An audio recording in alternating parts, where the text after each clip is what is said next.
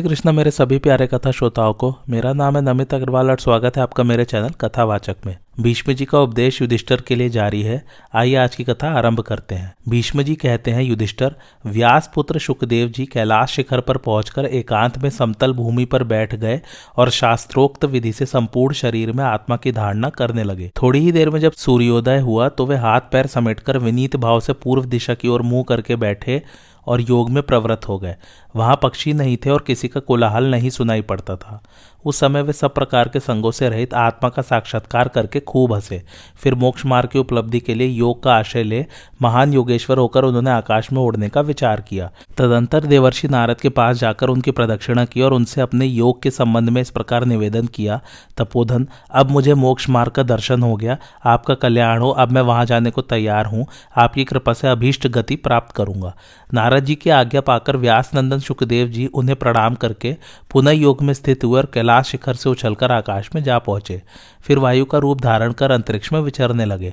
उस समय शुकदेव जी का तेज सूर्य और अग्नि के समान उदीप्त हो रहा था। वे निश्चयात्मक बुद्धि के द्वारा संपूर्ण त्रिलोकी को आत्मभाव से देखते हुए बहुत दूर तक आगे बढ़ गए।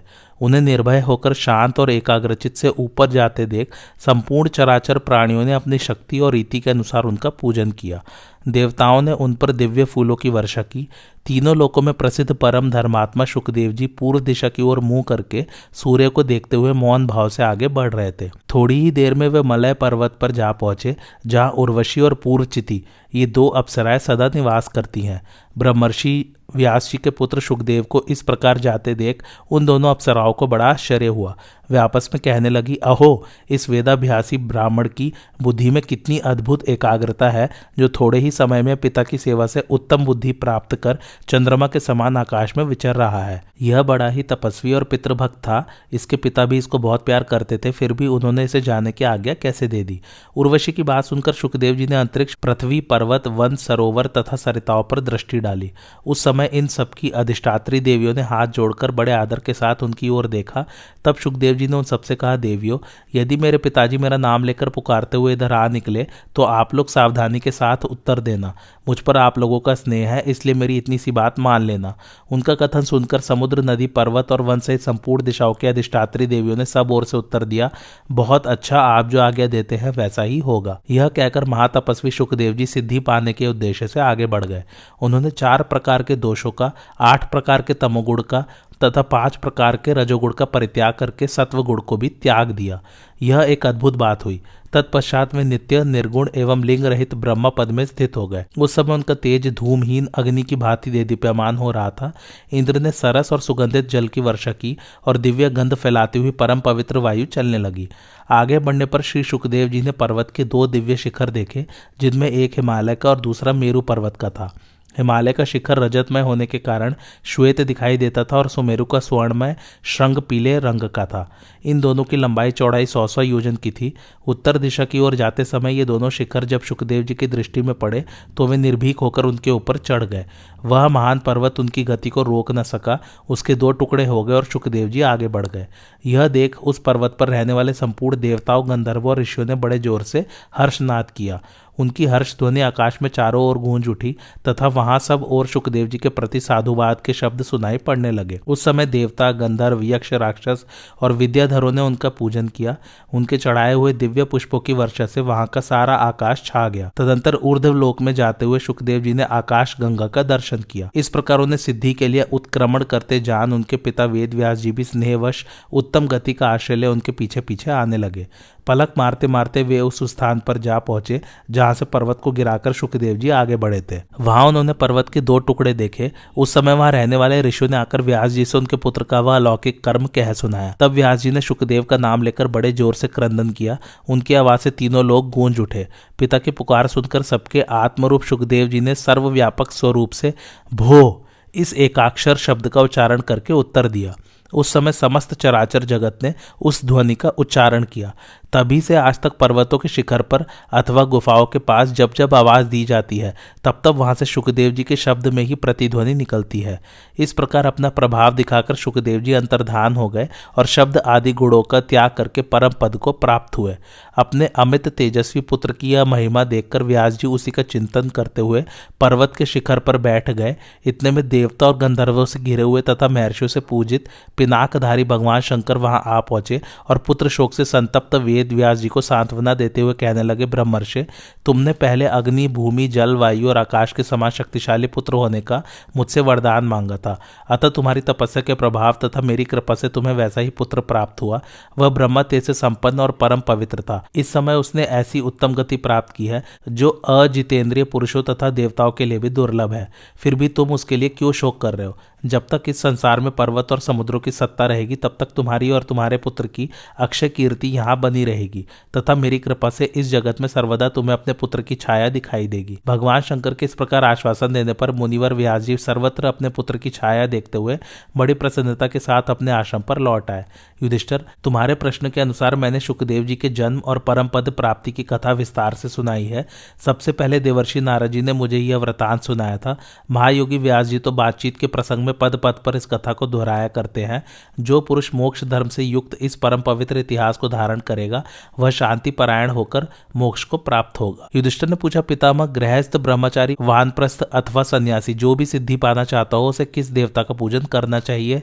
देव यज्ञ अथवा पितृयज्ञ की क्या विधि है? मुक्त पुरुष किस गति को प्राप्त होता है? मोक्ष का क्या स्वरूप है? देवताओं का भी देवता और पितरों का भी पिता कौन है अथवा उससे भी श्रेष्ठ तत्व क्या है? इन सब बातों को मुझे बताइए। भीष्म जी ने कहा, युधिष्ठिर, तुमने बड़ा गूढ़ प्रश्न किया है। इसका उत्तर समझने में कठिन है, फिर भी तुम्हें तो बतलाना ही है।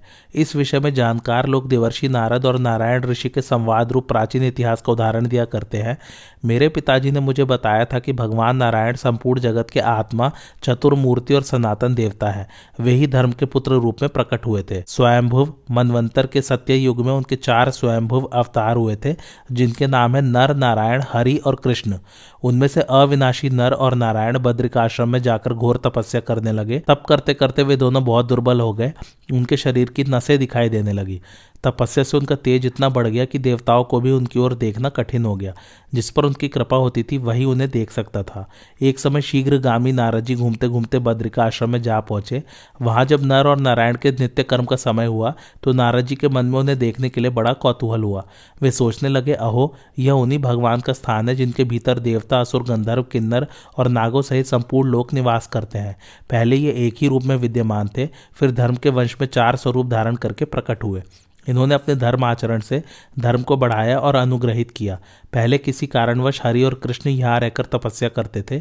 अब धर्म आचरण में बड़े चढ़े हुए ये नर और नारायण तप में प्रवृत्त हुए हैं। यही दोनों परम धाम हैं। ये संपूर्ण प्राणियों के पिता, देवता और परम यशस्वी हैं। भला ये दोनों यहाँ किस दूसरे देवता या पितर की पूजा कर रहे हैं? इस प्रकार मन ही मन भक्ति पूर्वक सोच विचार कर नारद जी सहसा उन दोनों देवताओं के पास उपस्थित हुए। भगवान नर और नारायण जब देवता और पितरों की पूजा समाप्त कर चुके तो उन्होंने नारद जी को देखा और उनकी शास्त्रीय विधि से पूजा की। उनका यह आश्चर्यजनक बर्ताव देखकर नारद जी ने उन्हें नमस्कार किया और इस प्रकार कहा, भगवान, अंग उपांगों सहित संपूर्ण वेदों और पुराणों में आपकी ही महिमा का गान किया जाता है। आप अजन्मा सनातन माता पिता और सर्वोत्तम अमृत रूप है।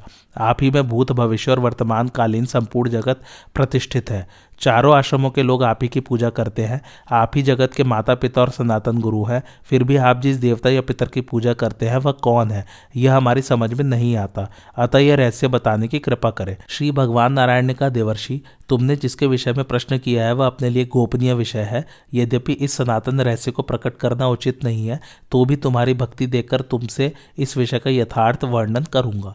जो सूक्ष्म, अज्ञेय, अव्यक्त, अचल और ध्रुव है, जो इंद्रियों, विषयों और संपूर्ण भूतों से परे है तथा विद्वानों ने जिसे संपूर्ण प्राणियों का अंतरात्मा, क्षेत्रज्ञ, त्रिगुणातीत तथा अंतर्यामी बतलाया है, उस परमात्मा से ही त्रिगुणमय अव्यक्त की उत्पत्ति हुई है जिसे प्रकृति कहते हैं। वह सत असत स्वरूप परमात्मा ही हम दोनों की उत्पत्ति का कारण है। हम दोनों उसी की पूजा करते और उसी को देवता तथा पितर मानते हैं। उससे बढ़कर दूसरा कोई देवता या पिता नहीं है, वही हम लोगों का आत्मा है, इसलिए हम उसकी पूजा करते हैं।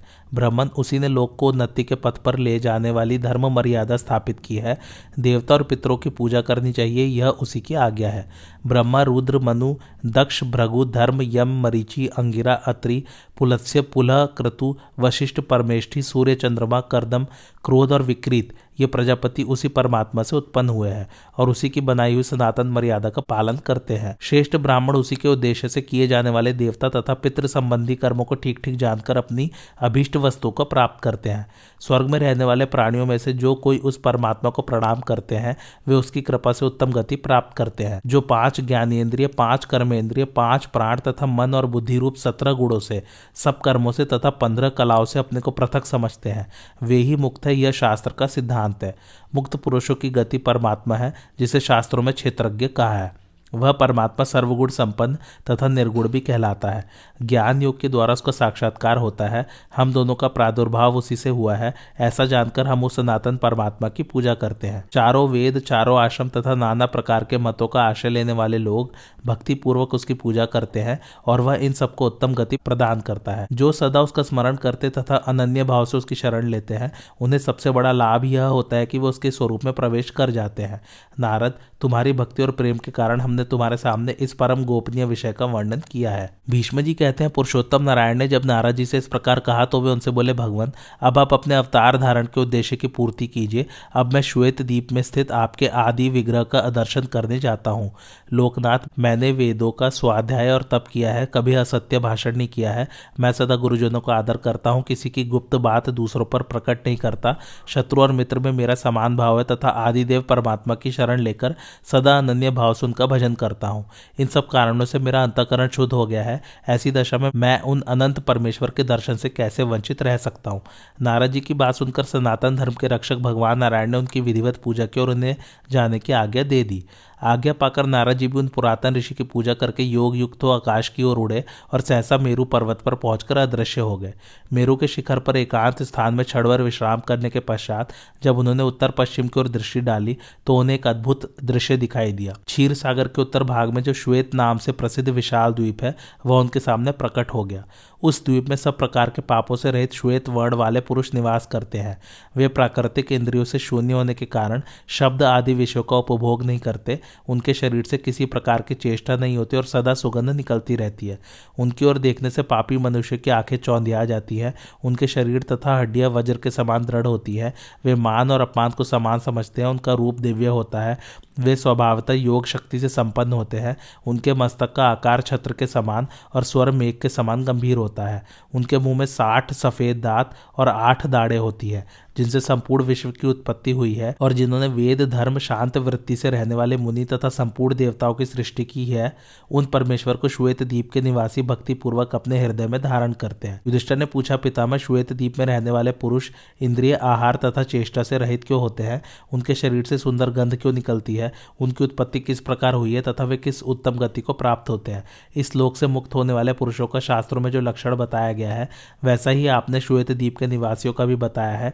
इन दोनों में यह समानता क्यों है? इसे जानने के लिए मेरे मन में बड़ी उत्कंठा है। भीष्म जी ने कहा, राजन, यह कथा बहुत विस्तृत है। इसे मैंने अपने पिताजी के मुंह से सुना था, किंतु इस समय मैं तुम्हें इसका सारांश मात्र बतला रहा हूँ। पूर्व काल में इस पृथ्वी पर एक उपरिचर नामक राजा राज्य करते थे।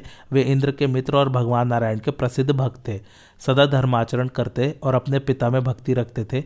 आलस्य तो उन्हें छू भी नहीं गया था। नारायण के वर से ही उन्होंने इस भूमंडल का साम्राज्य प्राप्त किया था। सूर्य के द्वारा उपदिष्ट वैष्णव शास्त्रोक्त विधि से पहले वे भगवान नारायण का पूजन करते, फिर उनकी पूजा से बची हुई सामग्री के द्वारा पितरों और ब्राह्मणों की पूजा करते थे। अपने आश्रय में रहने वाले लोगों को अन्न बांटकर सबसे पीछे वे स्वयं भोजन करते थे। सदा सत्य बोलते और प्राणियों की हिंसा से दूर रहते थे। देव जनार्दन में वे संपूर्ण चित्त से भक्ति करते थे। इससे प्रसन्न होकर देवराज इंद्र उन्हें अपने साथ एक शैया और एक सिंहासन पर बिठाया करते थे। राजा उपरिचर अपने राज्य, धन, स्त्री और वाहन आदि सब उपकरणों को भगवान की कृपा से प्राप्त समझकर सब उन्हीं को समर्पण किए रहते थे तथा सदा सावधान रहकर सकाम और नैमित्तिक यज्ञों की संपूर्ण क्रियाएं वैष्णव शास्त्रोक्त विधि से संपन्न किया करते थे। उन महात्मा राजा के यहाँ 5 रात्र आगम के मुख्य विद्वान सदा मौजूद रहते थे। भगवान को अर्पण किया हुआ प्रसाद सबसे पहले उन्हें ही भोजन कराया जाता था। राजा ने धर्मपूर्वक ही राज्य का शासन किया, कभी असत्य का आश्रय नहीं लिया, उनके मन में कभी बुरा विचार नहीं उठा और अपने शरीर से उन्होंने कभी छोटे से छोटा पाप भी नहीं किया था। अब मैं जिस प्रकार तंत्र शास्त्र की उत्पत्ति हुई है उसे बताता हूँ, सुनो। मरीचि, अत्रि, अंगिरा, पुलस्त्य, पुलह, क्रतु और महातेजस्वी वशिष्ठ, ये 7 प्रसिद्ध ऋषि चित्रशिखंडी कहलाते हैं। इन्होंने मेरुगिरी पर एकमत होकर एक उत्तम शास्त्र का निर्माण किया जो चारों वेदों के सिद्धांत के अनुकूल था। 7 ऋषियों के मुख से निकले हुए उस शास्त्र में उत्तम लोक धर्म की व्याख्या की गई है। उपर्युक्त ऋषि एकाग्रचित, जितेंद्रिय, संयमपरायण, भूत भविष्य और वर्तमान के ज्ञाता तथा सत्य धर्म में तत्पर रहने वाले हैं। उन्होंने मन ही मन यह सोचकर कि अमुक साधन से संसार का कल्याण होगा, ऐसा करने से परमात्मा की प्राप्ति होगी तथा अमुक उपाय से जगत का अत्यंत हित होगा, उक्त शास्त्र की रचना की। उसमें धर्म, अर्थ, काम और मोक्ष का वर्णन है तथा नाना प्रकार की मर्यादाओं और स्वर्ग एवं मर्त्यलोक की स्थिति का भी वर्णन किया गया है। उपर्युक्त ऋषियों ने 1000 दिव्य वर्ष तक तपस्या करके भगवान नारायण की आराधना की थी। उससे प्रसन्न होकर भगवान ने सरस्वती देवी को उनके पास भेजा। नारायण की आज्ञा से संपूर्ण लोगों का हित करने के लिए सरस्वती देवी ने उन ऋषियों के भीतर प्रवेश किया। तब उन तपस्वी ब्राह्मणों ने यथार्थ रूप से शब्द, अर्थ और हेतु युक्त वाणी का प्रयोग किया। उनकी प्रथम रचना ही ओमकार तथा स्वर से विभूषित तंत्र शास्त्र है। ऋषियों ने सबसे पहले करुणामय भगवान को ही वह शास्त्र सुनाया। उसे सुनकर भगवान बहुत प्रसन्न हुए और उनसे अदृश्य रहकर ही बोले, मुनिवरों, तुम लोगों ने 1 लाख श्लोकों का यह उत्तम शास्त्र बनाया है, इससे संपूर्ण लोक धर्म का प्रचार होगा। प्रवृत्ति और निवृत्ति के विषय में यह ऋक्, साम, यजु और अथर्व वेद के समान प्रमाण माना जाएगा। ब्रह्मा, महादेव जी, सूर्य, चंद्रमा, वायु, पृथ्वी, जल, अग्नि, नक्षत्र तथा अन्य अन्य भूत, नामधारी पदार्थ और ब्रह्मवादी ऋषिगण जैसे अपने अपने अधिकार के अनुसार बर्ताव करते हुए प्रमाणभूत माने जाते हैं, उसी प्रकार तुम लोगों का बनाया हुआ यह उत्तम शास्त्र भी प्रामाणिक माना जाएगा। यह मेरी आज्ञा है। स्वयंभू मनु इसी के अनुसार धर्म का उपदेश करेंगे। जब शुक्राचार्य और बृहस्पति का जन्म होगा तो वे दोनों भी तुम्हारी बुद्धि से प्रकट हुए इस शास्त्र का प्रवचन करेंगे। स्वयंभुव मनु, शुक्राचार्य और बृहस्पति के शास्त्रों का जब लोक में अच्छी तरह प्रचार हो जाएगा तो प्रजा पालक राजा उपरिचर बृहस्पति जी से इस शास्त्र का अध्ययन करेगा। सत्पुरुषों द्वारा सम्मानित वह राजा मेरा बड़ा भक्त होगा और उसी शास्त्र के अनुसार संपूर्ण कार्यों का संपादन करेगा। तुम्हारा बनाया हुआ ये शास्त्र सब शास्त्रों से श्रेष्ठ माना जाएगा। इसमें धर्म, अर्थ और उत्तम रहस्यों की व्याख्या की गई है। इसके प्रचार से तुम्हारी प्रजा की वृद्धि होगी तथा राजा उपरिचर भी राजलक्ष्मी से संपन्न एवं महापुरुष होगा, किंतु उसकी मृत्यु के बाद यह शास्त्र संसार से लुप्त हो जाएगा। इस प्रकार इस शास्त्र के संबंध में सारी बातें मैंने तुम लोगों को बता दी। इतना कहकर भगवान ऋषियों को छोड़कर स्वयं किसी अज्ञात दिशा को चले गए। तत्पश्चात सब लोगों का हित चाहने वाले उन ऋषियों ने धर्म के मूलभूत उस सनातन शास्त्र का जगत में प्रचार किया। फिर आदि कल्प के प्रारंभिक युग में जब बृहस्पति का प्रादुर्भाव हुआ तो उन्होंने सांगोपांग वेद और उपनिषदों सहित वह शास्त्र उन्हें पढ़ाया। तदंतर धर्म का प्रचार और लोगों को धर्म मर्यादा के भीतर स्थापित करने वाले वे ऋषिगण तपस्या का निश्चय करके अपने अभीष्ट स्थान को चले गए। भीष्म जी कहते हैं, युधिष्ठिर, बृहत, ब्रह्मा और महत ये तीनों शब्द एक अर्थ के वाचक है। बृहस्पति जी में इन तीनों शब्दों के गुण मौजूद थे, इसलिए वे बृहस्पति कहलाते थे। राजा उपरिचर उन्हीं के शिष्य हुए और उन्होंने उनसे चित्रशिखंडियों के बनाए हुए तंत्र शास्त्र का विधिवत अध्ययन किया। इसके बाद वे पृथ्वी का पालन करने लगे। एक बार राजा ने महान अश्वमेध यज्ञ का अनुष्ठान आरंभ किया। उसमें बृहस्पति जी होता हुए और प्रजापति के 3 पुत्र महर्षि एकत, द्वित और त्रित तथा धनुष, रैभ्य, अर्वावसु, परावसु, मेधातिथि, तांड्य, शांति, वेदशिरा, शालिहोत्र के पिता कपिल, आदिकट, वैशंपायन के बड़े भाई तैतरी, कर्ण और देवहोत्र ये 16 ऋषि सदस्य बने। उस महायज्ञ में सब प्रकार की सामग्री एकत्र की गई थी। राजा उपरिचर पवित्र, उदार तथा निष्काम भाव से कर्म में प्रवृत्त हुए थे। जंगल में उत्पन्न हुए पदार्थों से ही उस यज्ञ में देवताओं के भाग कल्पित किए गए थे। उस समय पुराण पुरुष भगवान नारायण ने प्रसन्न होकर राजा को प्रत्यक्ष दर्शन दिया, किंतु दूसरा कोई उन्हें देख न सका। भगवान ने स्वयं अलक्षित रहकर अपने लिए अर्पित पुरोडाश को ग्रहण किया और उसे सूंघकर अपने अधीन कर लिया। इससे बृहस्पति को बड़ा क्रोध हुआ। वे राजा उपरिचर से बोले, राजन, मैंने जो भाग समर्पण किया है उसे देवता को मेरे सामने प्रत्यक्ष प्रकट होकर ग्रहण करना चाहिए, इस तरह छिपकर उठा लेना अच्छा नहीं। युधिष्ठिर ने पूछा, पितामह, जब सभी देवताओं ने प्रत्यक्ष दर्शन देकर अपने अपने भाग ग्रहण किए तो भगवान विष्णु ने ऐसा क्यों नहीं किया? भीष्म जी कहते हैं, बेटा, जब बृहस्पति जी क्रोध में भर गए तो राजा उपरिचर और उनके संपूर्ण सदस्य उन्हें प्रसन्न करने की चेष्टा करने लगे। वे शांत भाव से बोले, ब्राह्मण, आपको क्रोध नहीं करना चाहिए। आपने जिनको यह भाग अर्पण किया है वे भगवान कभी क्रोध नहीं करते। उन्हें हम लोग या आप स्वेच्छा से नहीं देख सकते। जिस पर वे कृपा करते हैं वही उनका दर्शन पा सकता है। इसके बाद एकत, द्वित, त्रित तथा चित्र शिखंडी नाम वाले ऋषियों ने कहा, बृहस्पति, हम लोग ब्रह्मा जी के मानस पुत्र कहलाते हैं। एक बार अपने कल्याण की इच्छा से हम सब ने उत्तर दिशा की यात्रा की। वहाँ मेरु के उत्तर और क्षीर सागर के किनारे एक पवित्र स्थान है जहाँ हम लोगों ने 1000 वर्षों तक काठ की भांति एक पैर से खड़े होकर एकाग्र चित्त से कठोर तपस्या की थी। हमारे मन में एकमात्र यही संकल्प था कि हमें सनातन देवता भगवान नारायण का दर्शन किसी तरह प्राप्त हो जाए। जब हमारा व्रत समाप्त हुआ और हम लोग अवभृत स्नान कर चुके, उस समय बड़े गंभीर स्वर में आकाशवाणी हुई, विप्रवरो, तुम लोगों ने प्रसन्न चित्त से भलीभांति तप किया है। तुम भगवान के भक्त हो और ये जानना चाहते हो कि उन सर्वव्यापक परमात्मा का दर्शन कैसे हो। इसका उपाय सुनो। क्षीर समुद्र के उत्तर भाग में अत्यंत प्रकाशमान श्वेत द्वीप है। वहाँ भगवान नारायण का भजन करने वाले पुरुष रहते हैं जो चंद्रमा के समान कांतिमान होते हैं। वे स्थूल इंद्रियों से रहित, निराहार और निचेष्ट होते हैं। उनके शरीर से मनोहर गंध निकलती रहती है तथा वे भगवान के अनन्य भक्त होते हैं। तुम लोग उस श्वेत द्वीप में ही चले जाओ, वहाँ भगवान प्रत्यक्ष रूप से दर्शन देते हैं।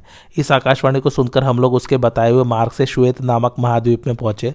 उस समय हमारा चित्त भगवान में ही लगा था। हम उनके दर्शन की इच्छा से उत्कंठित हो रहे थे।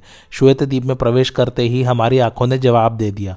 वहां के निवासियों के सामने हमारी दृष्टि ठहर नहीं पाती थी, इसलिए हम वहां किसी पुरुष को नहीं देख सके। तदंतर दैव योग से हमारे हृदय में यह बात स्फुरित हुई कि तपस्या किए बिना हम लोग यहाँ भगवान को सुगमता पूर्वक नहीं देख सकते। यह विचार आते ही हमने फिर 100 वर्षों तक बड़ी भारी तपस्या की। उसके पूर्ण होने पर हमें वहां रहने वाले पुरुषों के दर्शन हुए जो चंद्रमा के समान गौर और सभी शुभ लक्षणों से संपन्न थे।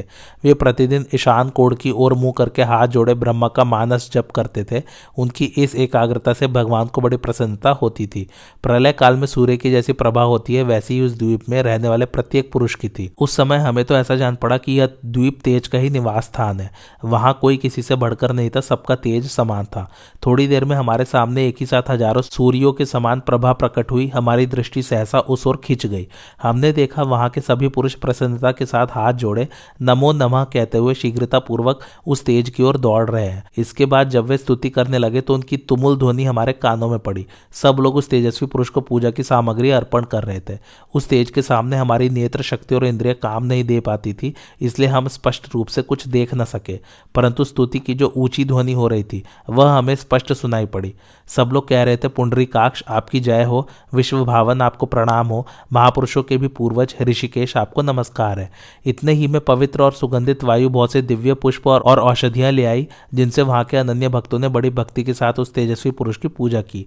उनकी बातचीत से हमें विश्वास हो गया कि अवश्य ही यहाँ भगवान प्रकट हुए हैं, किंतु हम उनके दर्शन में सफल न हो सके। उस समय हमसे किसी शरीर रहित देवता ने कहा, मुनिवरों, तुम लोगों ने श्वेत द्वीपवासी इंद्रिय रहित पुरुषों का दर्शन किया है। इनका दर्शन भगवान के ही दर्शन के समान है। अब तुम लोग जहाँ से आए हो वहीं लौट जाओ, देर करने की आवश्यकता नहीं है। भगवान में अनन्य भक्ति हुए बिना किसी को उनका साक्षात दर्शन होना असंभव है। हाँ, बहुत समय तक उनकी भक्ति करते करते जब पूरी अनन्यता आ जाएगी तो तुम इच्छानुसार उनका दर्शन कर सकते हो। इस समय तुम्हें अभी बहुत बड़ा काम करना है। इस सत्य युग के बीतने पर जब वैवस्वत मनवंतर के त्रेता युग का आरंभ होगा, उस समय देवताओं की कार्य सिद्धि के लिए तुम उनकी सहायता करोगे। यह अमृत के समान मधुर तथा अद्भुत वचन सुनकर हम लोग भगवान की कृपा से अपने अभीष्ट स्थान पर आ पहुंचे। बृहस्पति, इस प्रकार हमने बड़ी भारी तपस्या की, हव्य कव्यों के द्वारा भगवान का पूजन भी किया, तो भी हमें उनका दर्शन न मिल सका। फिर तुम कैसे अपने को उनके दर्शन का अधिकारी मानते हो? भगवान नारायण सबसे महान देवता है। एकमात्र वे ही हव्य कव्य के भोक्ता और संसार की रचना करने वाले हैं। उनका आदि और अंत नहीं है। उन अव्यक्त परमेश्वर की देवता और दानव भी पूजा करते हैं। इस प्रकार एक, द्वित तथा त्रित आदि सदस्यों के समझाने पर उदार बुद्धि वाले बृहस्पति जी ने उस यज्ञ को समाप्त करके भगवान का पूजन किया। यज्ञ समाप्त होने पर राजा उपरिचर भी पूर्ववत अपनी प्रजा का पालन करने लगे। उसके पश्चात नारद जी ने भगवान की अनेकों नामों से स्तुति की। स्तुति के पश्चात भगवान ने विश्व रूप धारण करके उन्हें दर्शन दिया। उनके श्री विग्रह का कुछ भाग चंद्रमा से भी अधिक निर्मल और कुछ भाग चंद्रमा से विलक्षण था। कोई अंग अग्नि के समान देदीप्यमान और कोई नक्षत्रों के समान जाज्वल्यमान था। शरीर का कोई स्थान तोते की पाख के रंग का, कोई स्फटिक मणि के समान, कोई कज्जल राशि के समान, कोई स्थान सोने के रंग का, कोई मूंगे के समान और कोई श्वेत वर्ण का था। कुछ भाग श्वेत वैदूर्य के समान, कुछ नील वैदूर्य के समान, कुछ इंद्रनील मणि के तुल्य, कुछ मोर के कंठ के रंग का तथा कुछ मोती की माला के समान था। इस प्रकार वे सनातन भगवान अपने विग्रह में नाना प्रकार के रंग धारण किए हुए थे। उनके हजारों नेत्र, हजारों मस्तक, हजारों पैर, हजारों उदर और हजारों हाथ थे तथा कहीं कहीं उनकी आकृति स्पष्ट नहीं जान पड़ती थी। वे एक मुख से ओमकार सहित गायत्री का जप तथा अन्य अन्य मुखों से चारों वेदों और आरण्यकों का गान कर रहे थे। वे अपने हाथों में वेदी, कमंडलू, उज्ज्वल मणि, कुश, मृगचर्म, दंड और धधकती हुई आग लिए हुए थे। उनके चरणों में चरण पादुकाएं शोभा पा रही थी। भगवान का मुख प्रसन्न दिखाई देता था। उनका दर्शन पाकर नारद जी का हृदय प्रसन्नता से खेल उठा और वे चुपचाप उनके चरणों में पड़ गए। तब देवताओं के आदि कारण उन अविनाशी परमात्मा ने नारद जी से कहा, देवर्षि, महर्षि एक, द्वित और तृत भी मेरे दर्शन की इच्छा से यहाँ आए हुए थे, किंतु उन्हें मेरा दर्शन न हो सका। वास्तव में मेरे अनन्य भक्त के सिवा और कोई मुझे नहीं देख सकता। तुम तो मेरे अनन्य भक्तों में श्रेष्ठ हो, इसलिए मेरा दर्शन कर सके हो। विप्रवर, धर्म के घर में जिन्होंने अवतार लिया है वे नर नारायण आदि मेरे ही स्वरूप है। तुम सदा उनका भजन किया करो। आज मैं तुम पर बहुत प्रसन्न हूँ। यदि मुझसे कोई वर मांगना चाहो तो मांग लो। नारद जी ने कहा, भगवान, जब आपका दर्शन हो गया तो मुझे तप, यम और नियम सबका फल मिल गया। आपका दर्शन ही मेरे लिए सबसे बड़ा वरदान है। भगवान ने कहा, नारद जी, मुझे कोई नेत्रों से नहीं देख सकता। तुम जो मुझे देख रहे हो यह मेरी रची हुई माया का प्रभाव है। मैं सर्वत्र व्यापक और संपूर्ण प्राणियों का अंतरात्मा हूँ। प्राणियों के शरीरों का नाश हो जाने पर भी मैं नहीं नष्ट होता। मुनिवर, जो लोग मेरे एकांत भक्त हो चुके हैं वे बड़े सौभाग्यशाली और सिद्ध हैं, क्योंकि रजोगुण और तमोगुण से मुक्त होकर वे मुझ में ही प्रवेश करेंगे। मुनिवर, देखो, मेरे दाहिने भाग में 11 रुद्र और वाम भाग में 12 आदित्य विराजमान है। मेरे अग्र भाग में 8 वसु और पृष्ठ भाग में दोनों अश्विनी कुमार स्थित हैं। यह देखो, संपूर्ण प्रजापति, 7 ऋषि, वेद, यज्ञ, अमृत, औषधि तथा नाना प्रकार के यम नियम भी मेरे शरीर में मूर्तिमान दिखाई देते हैं। 8 प्रकार के ऐश्वर्य भी यहाँ साकार रूप से प्रकट हैं। श्री, लक्ष्मी, कीर्ति, पृथ्वी तथा वेद माता सरस्वती देवी भी मेरे भीतर विराजमान है। उनका दर्शन करो। देखो, ये नक्षत्रों में श्रेष्ठ ध्रुव दिखाई दे रहे हैं। बादल, समुद्र, सरोवर और नदियों को भी मूर्तिमान देख लो। ये 4 प्रकार के पितृगण शरीर धारण करके प्रकट हुए हैं। इनके साथ ही मेरे अंदर रहने वाले सत्वादी गुणों का भी अवलोकन करो। मैं ही देवताओं और पितरों का पिता हूँ तथा हैग्रीव रूप धारण करके समुद्र के भीतर वायव्य कोण में रहता हूँ। सांख्य के आचार्य मुझे विद्या शक्ति से संपन्न एवं सूर्यमंडल में स्थित कपिल कहते हैं। वेद में जिनकी स्तुति की गई है वह हिरण्यगर्भ मैं ही हूँ तथा योगी लोग जिसमें रमण करते हैं वह योग शास्त्र प्रसिद्ध ब्रह्मा भी मैं ही हूँ। इस समय मैं व्यक्त रूप धारण करके आकाश में स्थित हूँ। फिर 1000 युग बीतने पर इस जगत का संहार करूंगा और संपूर्ण चराचर प्राणियों को अपने में लीन करके मैं अकेला ही अपनी विद्या शक्ति के साथ विहार करूंगा। तदंतर सृष्टि का समय आने पर फिर उस विद्या शक्ति के ही द्वारा संसार की सृष्टि करूंगा तथा कुछ काल पश्चात त्रेता और द्वापर के संध्यांश के समय मैं दशरथ नंदन राम के रूप में अवतार लूंगा। उस समय समस्त संसार के लिए कंटक रूप पुलत से कुल घालक राक्षसराज रावण का उनके अनुयायियों सहित नाश करूंगा। फिर द्वापर और कली की संधि में कंस को मारने के लिए मथुरा में अवतार धारण करूंगा और देवताओं के लिए कांटा बोने वाले बहुत से दानवों का वध करके द्वारकापुरी में निवास करूंगा।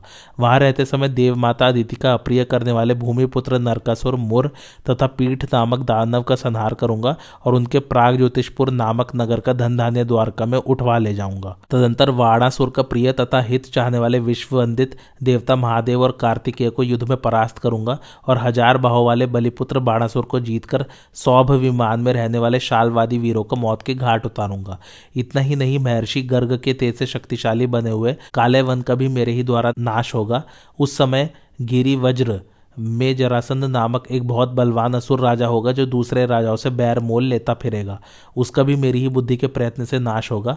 इसी प्रकार धर्मपुत्र युधिष्ठिर की यज्ञ में भेंट लेकर आए हुए समस्त बलवान राजा महाराजाओं के बीच शिशुपाल का मस्तक काटूंगा। महाभारत में सबको परास्त करके भाइयों सहित युधिष्ठिर को उनके राज्य पर बिठाऊंगा। उस समय संसार के लोग यही कहेंगे कि श्री कृष्ण और अर्जुन के स्वरूप में ये नर और नारायण ऋषि जगत का कल्याण करने के लिए क्षत्रिय कुल का संहार कर रहे हैं। इस प्रकार पृथ्वी का भार उतारकर मैं द्वारका के समस्त यादवों का भी भयंकर संहार करूंगा। नारद जी, तुम्हारी भक्ति के कारण यह भूत और भविष्य का सारा रहस्य मैंने तुमसे बतलाया है। भीष्म जी कहते हैं, युधिष्ठिर, विश्व रूपधारी अविनाशी भगवान नारायण इतनी बात कहकर अंतर्धान हो गए। तब महातेजस्वी नारद जी भी भगवान का मनोवांछित अनुग्रह पाकर नर नारायण का दर्शन करने के लिए बद्रिकाश्रम की ओर चल दिए। यह उपाख्यान नारद जी का ही कहा हुआ है, किंतु मुझे परंपरा से प्राप्त हुआ है। मुझसे मेरे पिताजी ने जो कहा था वही मैंने तुम्हें सुनाया है। मैं प्रजापतियों के पति भगवान श्री हरि के नाम श्रवण करना चाहता हूँ। आप उनका वर्णन कीजिए, जिन्हें सुनकर मैं पवित्र हो जाऊं। भीष्म जी ने कहा, राजन, भगवान श्री हरि ने अर्जुन पर प्रसन्न होकर उनसे गुण और कर्म के अनुसार स्वयं अपने नामों की जैसी व्याख्या की है वही तुम्हें सुना रहा हूँ। सुनो। एक समय अर्जुन ने भगवान श्री कृष्ण से पूछा, भगवान, आप भूत और भविष्य के स्वामी, संपूर्ण भूतों की सृष्टि करने वाले, अविनाशी, जगत के आश्रय, ईश्वर और अभय देने वाले हैं। देव वेद और पुराणों में महर्षियों ने आपके कर्मानुसार जो जो गूढ़ नाम बतलाए हैं उनकी आप ही के मुंह से व्याख्या सुनना चाहता हूँ, कृपया सुनाइए।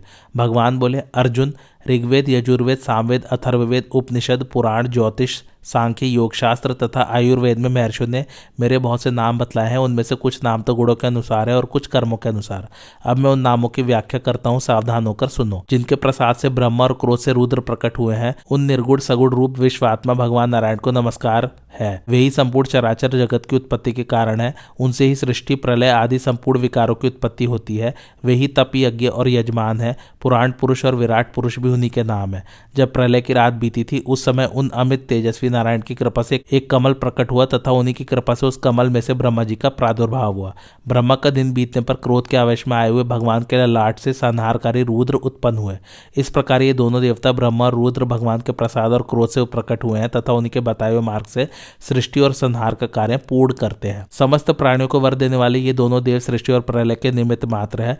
वास्तव में तो वह सब कुछ नारायण की इच्छा से ही होता है। इनमें से संहारकारी रुद्र के कपड़दी, जटाजूटधारी, जटिल, मुंड, शमशान ग्रह का सेवन करने वाले, कठोर व्रत का पालन करने वाले, रुद्र योगी, परम दारुण, दक्ष यज्ञ विध्वंस करने वाले तथा भग देवता की आंख फोड़ने वाले आदि कई नाम है। पांडुनंदन, ये भगवान रुद्र भी नारायण के ही स्वरूप है। इन देवदेव महेश्वर की पूजा करने से भगवान नारायण की भी पूजा हो जाती है। मैं संपूर्ण जगत का आत्मा हूँ, इसलिए मैं पहले अपने आत्मरूप रुद्र की ही पूजा करता हूँ। यदि मैं वरदाता भगवान शिव की पूजा न करूँ तो दूसरा कोई भी उन आत्मरूप शंकर का पूजन नहीं करेगा, क्योंकि मेरे कार्य को ही आदर्श मानकर सब लोग उसका अनुसरण करते हैं। जो रुद्र को जानता है वह मुझे जानता है, जो उनका भजन करता है वह मेरा भी भजन करता है। रुद्र और नारायण की एक ही सत्ता है जो दो स्वरूप धारण करके संसार में विचर रही है। मुझे रुद्र के सिवा दूसरा कोई वर देने में समर्थ नहीं है। यह सोचकर ही मैंने पुत्र प्राप्ति के लिए अपने आत्मरूप भगवान रुद्र की आराधना की थी। ब्रह्मा, रुद्र, इंद्र आदि देवता और ऋषि भी भगवान नारायण की पूजा करते हैं। भूत, भविष्य और वर्तमान तीनों कालों में जो प्राणी रहते हैं उन सबके नेता और सेव्य भगवान विष्णु ही है। वे सदा सबकी पूजा की योग्य है। अर्जुन, तुम हव्य कव्य को स्वीकार करने तथा सबको शरण देने वाले उन भगवान को सदा नमस्कार किया करो। 4 प्रकार के मनुष्य मेरे भक्त होते हैं, यह बात तुम सुन चुके हो। उनमें से जो मेरे अनन्य भक्त है, मेरे सिवा किसी दूसरे देवता का भजन नहीं करते, वे ही श्रेष्ठ है। मैं ही उनकी परम गति हूँ। वे कर्म करते हुए भी फल की इच्छा नहीं रखते। शेष 3 प्रकार के जो भक्त हैं उन्हें मैं फल की कामना वाला ही मानता हूँ और फल की कामना वालों को नीचे गिरना पड़ता है। किंतु जो कामना का त्याग करने वाले ज्ञानी भक्तों ने सर्वोत्तम फल की प्राप्ति होती है। ज्ञानी पुरुष ब्रह्मा, शिव तथा दूसरे देवताओं की सेवा करते हुए भी अंत में मुझे ही प्राप्त होते हैं। अर्जुन, यह मैंने तुमसे भक्तों का अंतर बतलाया है। तुम और मैं दोनों नर नारायण ऋषि हैं और पृथ्वी का भार उतारने के लिए हमने मनुष्य शरीर में प्रवेश किया है।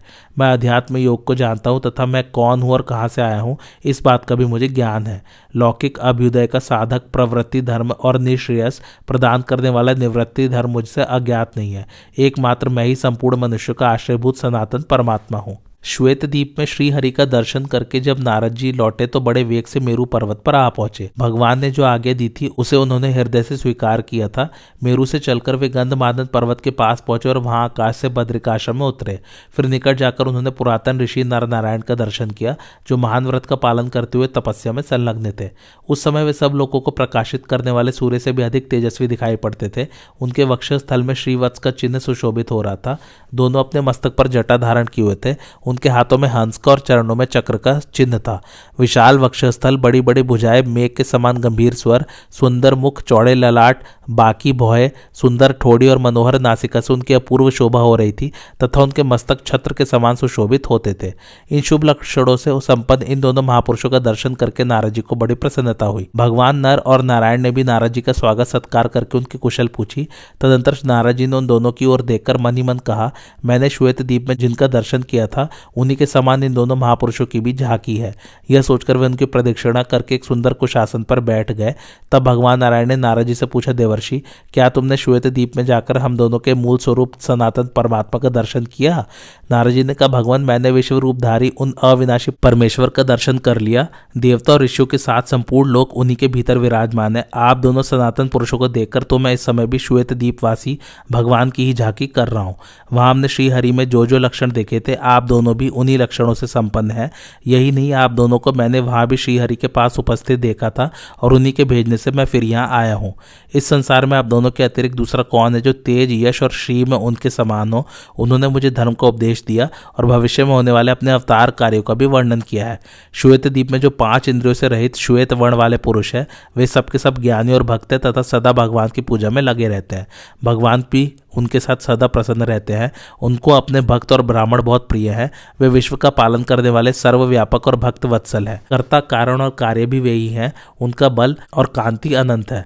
वे हेतु, आज्ञा, विधि और तत्वरूप तथा महायशस्वी हैं। उन दयालु परमात्मा ने तीनों लोकों में शांति का विस्तार किया है। जिनकी बुद्धि अनन्य भाव से एकमात्र उन्हीं में लगी हुई है, उन भक्तों द्वारा अर्पण की हुई प्रत्येक क्रिया को वे भगवान स्वयं शिरोधार्य करते हैं। संसार में उन्हें अपने अनन्य भक्त से बढ़कर और कोई प्रिय नहीं है। नर नारायण ने कहा, नारद, तुमने श्वेत द्वीप में साक्षात भगवान का दर्शन किया है, अतः तुम धन्य हो। वास्तव में भगवान ने तुम पर बड़ी कृपा की। वे प्रभु अव्यक्त प्रकृति के भी मूल कारण है। किसी के लिए भी उनका दर्शन मिलना नितांत कठिन है। देवर्षि, हम सच कह रहे हैं। भगवान को इस जगत में भक्त से बढ़कर दूसरा कोई प्रिय नहीं है। इसलिए उन्होंने तुम्हारे सामने अपना स्वरूप प्रकट किया है। 1000 सूर्यों के एकत्र होने पर जितनी कांति हो सकती है, उतनी ही उस स्थान की भी कांति है जहाँ साक्षात भगवान विराज रहे हैं। विप्रवर, विश्व विधाता ब्रह्मा जी के भी पति उन परमेश्वर से ही क्षमा की उत्पत्ति हुई है जिससे पृथ्वी का संयोग होता है। वे संपूर्ण प्राणियों के हित करने वाले हैं। उन्हीं से रस प्रकट हुआ है जो जल का गुण है और जिसके कारण जल द्रवीभूत होता है। उन्हीं से रूप, गुण, विशिष्ट तेज का प्रादुर्भाव हुआ है जिससे संयुक्त होने के कारण सूर्यदेव इस जगत में प्रकाशित हो रहे हैं। उन्हीं पुरुषोत्तम से स्पर्श की उत्पत्ति हुई है जिससे संयुक्त होकर वायु संपूर्ण जगत में प्रवाहित हो रही है। वही लोकेश्वर शब्द की भी उत्पत्ति के हेतु हैं, जिससे आकाश का नित्य संयोग है और जिसके ही कारण वह निरावृत रहता है। संपूर्ण प्राणियों के भीतर स्थित रहने वाले मन की उत्पत्ति भी उन्हीं से हुई है। उस मन से संयुक्त होकर ही चंद्रमा प्रकाश गुण धारण करता है। वे भगवान विद्या शक्ति के साथ अपने सत्य धाम में विराजमान है। तपोधन, श्वेत द्वीप में तुम्हें हम लोगों ने भी देखा था। भगवान से समागम होने के पश्चात तुम्हारे मन में जो संकल्प उठा, वह सब भी हम लोगों को विदित है। इस चराचर जगत में जो शुभ या अशुभ बात हो चुकी है, हो रही है या होने वाली है, वह सब उस समय देवदेव भगवान ने तुम्हें बतलाई थी। कठोर तपस्या में प्रवृत्त हुए भगवान नर और नारायण की यह बात सुनकर नारद जी ने उन्हें हाथ जोड़कर प्रणाम किया और नारायण के मंत्रों का विधिवत जप करते हुए वे 1000 दिव्य वर्षों तक उन्हीं के आश्रम पर रहे। वहां प्रतिदिन भगवान का ध्यान और पूजन, यही उनकी जीवनचर्या थी। इस प्रकार भगवान की कथा सुनते और प्रतिदिन उनका दर्शन करते हुए बद्रिक आश्रम में 1000 वर्ष पूरा होने पर नारद जी हिमालय पर्वत पर स्थित अपने आश्रम में चले गए और वे विख्यात तपस्वी नर नारायण पुनः उत्तम तपस्या में संलग्न हो गए। आज की कथा यही समाप्त होती है। कैसी लगी आप लोगों को मेरी कथा, मुझे कमेंट करके जरूर बताइए और मेरे चैनल कथावाचक को लाइक, शेयर और सब्सक्राइब जरूर कीजिए। Thanks for watching. धन्यवाद।